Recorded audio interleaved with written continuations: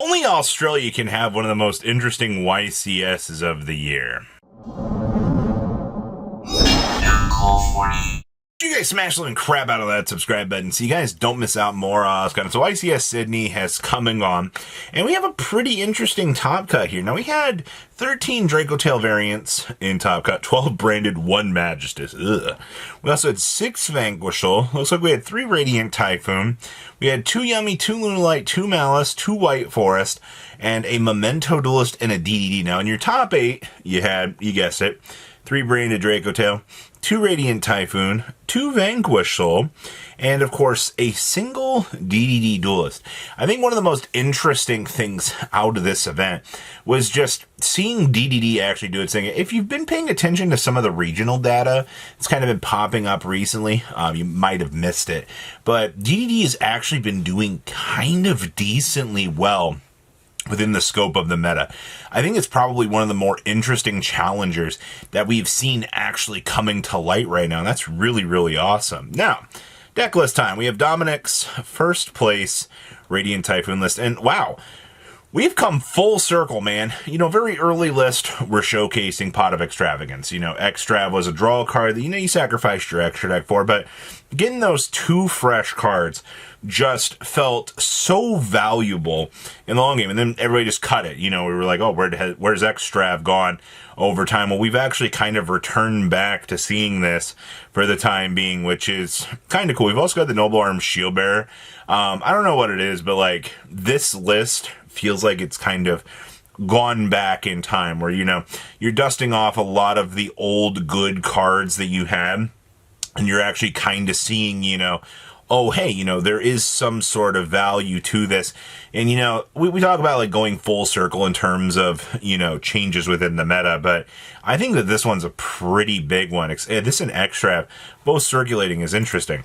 Next up is Destin's DDD pile, and I think that this is probably one of the most interesting lists that we've got. We do have the Trap in the main deck. This was something that I think a lot of people were kind of on the fence about, the Eternal Darkness being in the main. We've also got the Headhunt down in the side deck, which is fine, but the biggest argument I hear from DDD players is, you know, how do we play the Trap? You know, what Trap variant do we go with? I think that this was good. We have 1 Count Surveyor in the main, 1 in the side deck, which is fine. I mean, this card's still really good. We have 2 copies of the little Frieza, which is still good. But I think in terms of ratios here, going with 3/3 on the Mulch Armies, having access to the draw, you have a little bit normal, or a little bit what I'd consider, you know, more than the average hand traps in the block, but you're playing DDD. You're also a deck that's slightly more fragile than what the rest of the meta might lead you to believe. Next up is Cynthia's Draco Tail Challenger for the meta. Now, I do see straight off the bat here, we are going with triple copies of Droplet in the main deck. This is fine. Droplet has been pretty much showing itself as one of the main powerhouse cards that this deck has. You know, being able to use this as a board breaker to be able to push over things has been really good. We're also only playing 1 Fallen and Virtuous. This feels a little bit weird to me. I feel like in most of these builds you want to go with the double Fallen and Virtuous, but there's also the argument that it's like, if I incorporate 2 into the build, you know, we're going to start to lose out. You're also playing a YCS, so, I mean, you need your deck to be as consistent as it can. That's why, you know, you see, you know, Horn pushed into the side deck. You know, a lot of these lists, if they could, they would try to push us out. I do see we're also playing the Albion and the Fallen of Albaz instead of just going with 3 of these. That works out, too. Having those little options can make a key difference here. Next up is Frederick's Radiant Typhoon list. And does this look familiar to anybody? Once again, we have another list here that is actually focusing on that Pot of Extrav that we talked about earlier. So we've somehow, once again, shifted the whole spectrum of the YCS and the meta here to actually, using Extrav to generate some good value, which is amazing. We also have 2 copies of Fallen and Virtuous, which is fine, You're sacrificing some of your extract, but I mean, you have 4 cards. As long as one Extrav doesn't tear through all of this, which, it could. I've seen it. It feels really bad when it does. We've also got Inner Blafnir. That's been coming up quite a lot recently. Being able to steal resources away from your opponent is still one of the dumbest things a deck like this can be allowed to do, but it does it very, very graciously.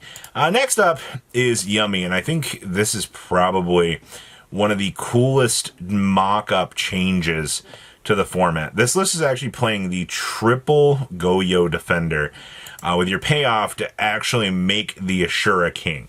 So your payoff with the Ashura King is it can attack a number of times each battle phase up to the number of materials attached to it. At the start of damage step, if this card battles, it gains 200 attack. And when another monster's effect is activated, you can quick effect detach a material from this card to negate that activation.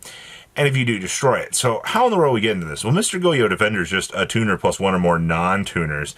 And then when you make this, if all the monsters you control are Earth Synchro monsters, minimum 1, so I'll summon, more Goyo Defenders from the extracts. You just beam these guys on out, and you get the ability to make the Ashura King. There's no locks, no mechanisms to punish you. Just straight absolute gasarino when you're coming down to the combo lines working with this. And we've also got the Garden Rose Maiden in here. Okay.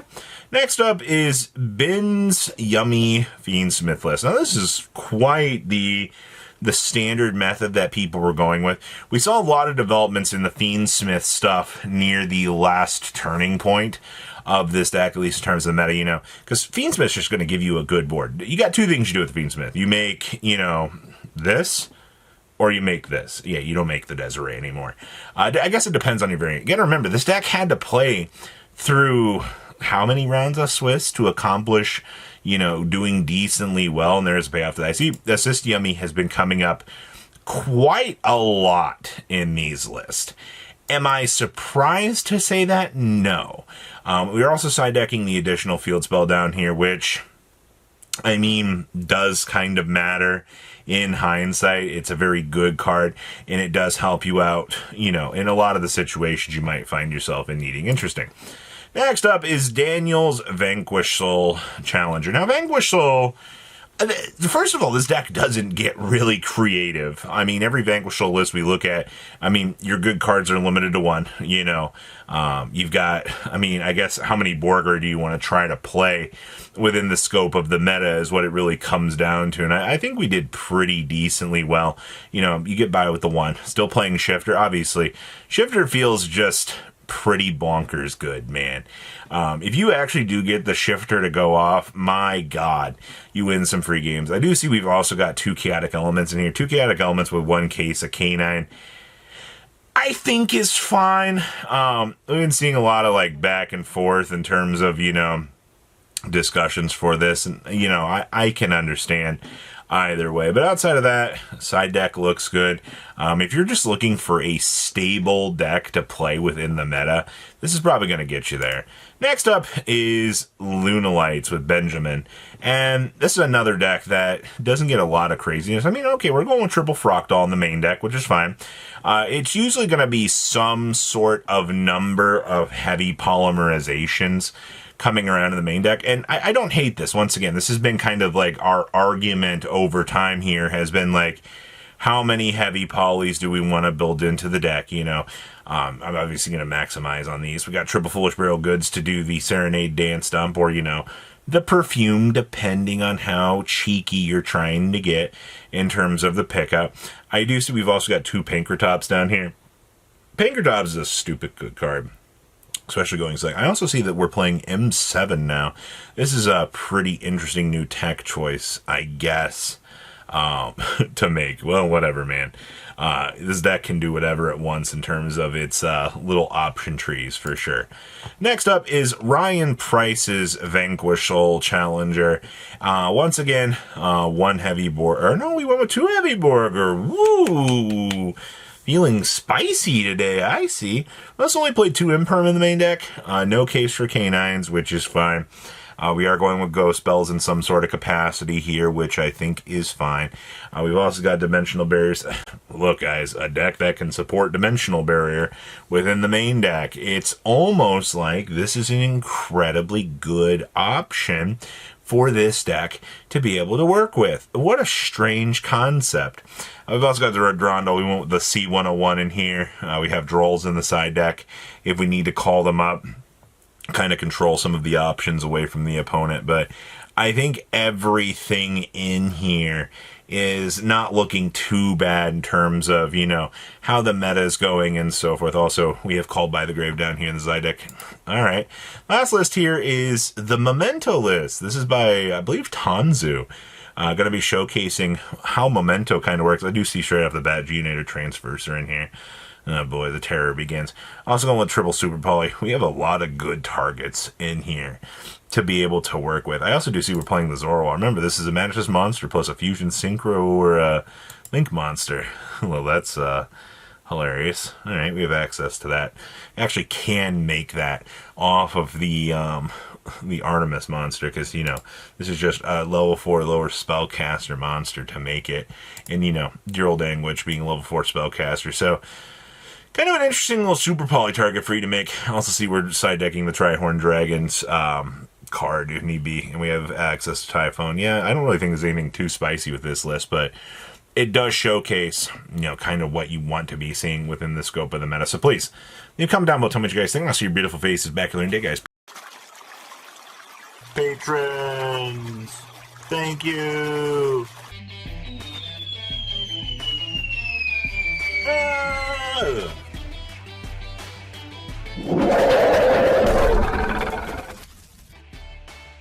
Thank you so much for watching. Check out these other videos.